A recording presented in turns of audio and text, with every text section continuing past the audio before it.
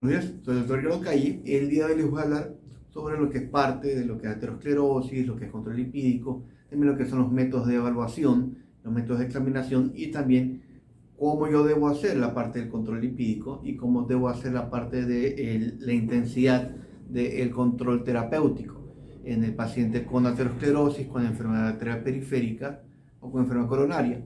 Ahora, es importante tener en cuenta que la aterosclerosis es una enfermedad sistémica. O sea, puede ser lo mismo que enfermedad cerebral vascular, enfermedad coronaria, enfermedad arterial periférica. Todo depende de qué arteria está afectada y el grado y la intensidad del daño que exista. También según eso ahí me va a ayudar bastante a saber cuál es la estratificación que le voy a poner a la enfermedad y según eso también cuál es la intensidad de tratamiento de estatinas que voy a dar o no voy a dar, o también cuál es el método diagnóstico más adecuado que yo voy a hacer o el método de screening más adecuado que voy a hacer según el paciente.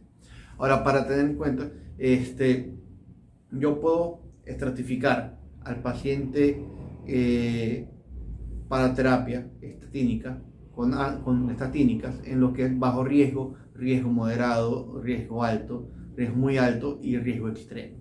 Un paciente de riesgo bajo es aquel que no tiene ninguna situación de factor de riesgo. Esto significa que, que los niveles de LDL, de lipoproteína de baja densidad están en valores adecuados, los valores de HDL, los valores de lipoproteína de alta densidad están adecuados, no hay situaciones de diabetes, no hay situaciones de tabaquismo, no hay situaciones de enfermedades concomitantes, no hay situaciones de antecedentes o situaciones que predispongan a riesgo de enfermedad cardiovascular en 10 años. Esa es una persona que es de bajo riesgo. En esta persona el target terapéutico, el target de LDL va a ser menor a 130. Ese es el nivel aceptable que yo voy a tener. Esto es muy importante porque cuando llegan los exámenes, y uno recibe exámenes, hay valores que dicen dentro de rangos normales de LDL. Y uno puede decir, bueno, yo tengo 120 de LDL, así que estoy bien en colesterol, pero no necesariamente. Depende bastante qué grado de riesgo estoy y en qué escala yo estoy. Por ejemplo, yo puedo decir en riesgo lo que es en la parte de riesgo moderado, es cuando la persona tiene menos de dos factores de riesgo, pero ya hay situaciones. Esto es en la parte en que, y también cuando hay una calificación de menos de 10% de riesgo de enfermedad cardiovascular aterosclerótica en 10 años. Cuando la persona tiene un rango de 7,5%, esto es que ya la persona está en un rango de estratificación moderada. En este momento, la persona debe tener un valor de LDL ideal menor a 100. Ese es el rango terapéutico ideal. Cuando hay dos factores de riesgo, si hay situaciones de tabaquismo, si hay situaciones de lo que es los valores de LDL que tiene, la persona está en un rango, en escala moderada. En el rango alto es toda persona que tenga diabetes, independientemente de situaciones de riesgo o no, que tenga diabetes, de enfermedad renal crónica, persona que tenga más de dos factores de riesgo, que sean los valores de LDL, de HDL, de tabaquismo, o lo que son predicciones o mediciones de 10 a 20% de probabilidad de sufrir enfermedad cardiovascular aterosclerótica en 10 años. Esta es una persona que ya está en lo que es un rango alto. En esta persona el rango terapéutico de LDL va a ser menor a 100. De ahí viene el grupo que es de riesgo muy alto. El riesgo muy alto es la persona que ya tiene una enfermedad aterosclerótica establecida. Por ejemplo, hay una enfermedad coronaria, hay una enfermedad arterial periférica, hay una enfermedad cerebrovascular. Cuando ya existe el hallazgo de placas, ya la persona ya está en un riesgo muy alto. Ya es una persona que ya tiene ya la enfermedad establecida. O cuando la persona tiene diabetes más un factor de riesgo, por ejemplo, diabetes más hipertensión, diabetes más tabaquismo, es muy alto.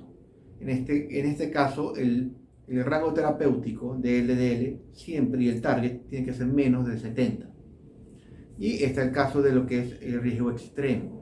Este es en el caso de las personas que han desarrollado aterosclerosis o enfermedad, sea enfermedad arterial periférica o cuadro de aterosclerosis. En el caso de hombres si tienen menos de 55 años, mujeres menos de 65 años, si hay situaciones de insuficiencia cardíaca.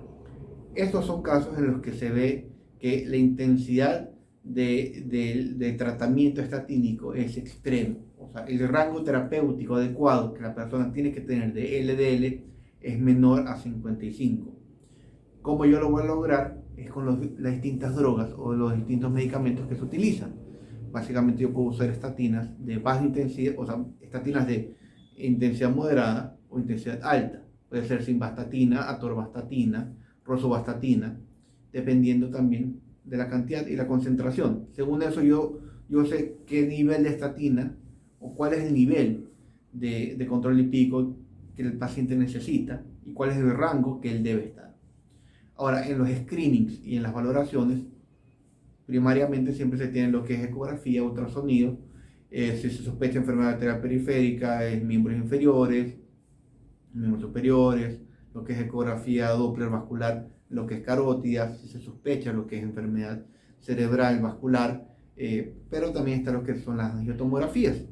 Ayuda a ver un poco más, con más detalle, situaciones de placas, situaciones de presencia de placas, más que todo en miembros inferiores, en lo que es parte cerebral, en lo que es carótidas, pero hay otro screening, que es la medición de lo que es el calcio coronario, que es básicamente con una angiotomografía coronaria.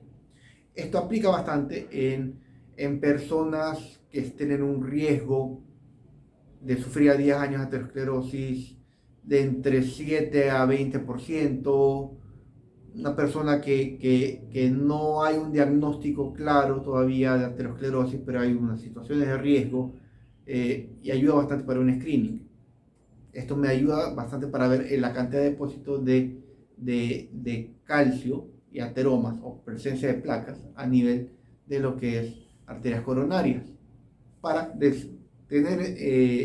para hacer decisiones tempranas en la parte de manejo lipídico, manejo de hábitos, manejo cardiológico, y esto me ayuda bastante para tener un esquema preventivo. Ahora, esto no me aplica para la persona que ya tiene un problema coronario ya definido. La persona que ya tiene una coronariopatía no se va a beneficiar de la medición de calcio coronario, de una angiotomografía coronaria, porque excepto que sea para verificar que hay una situación de un bloqueo o que hay una obstrucción, pero en ese caso se hace lo que es otro procedimiento que se llama angiografía.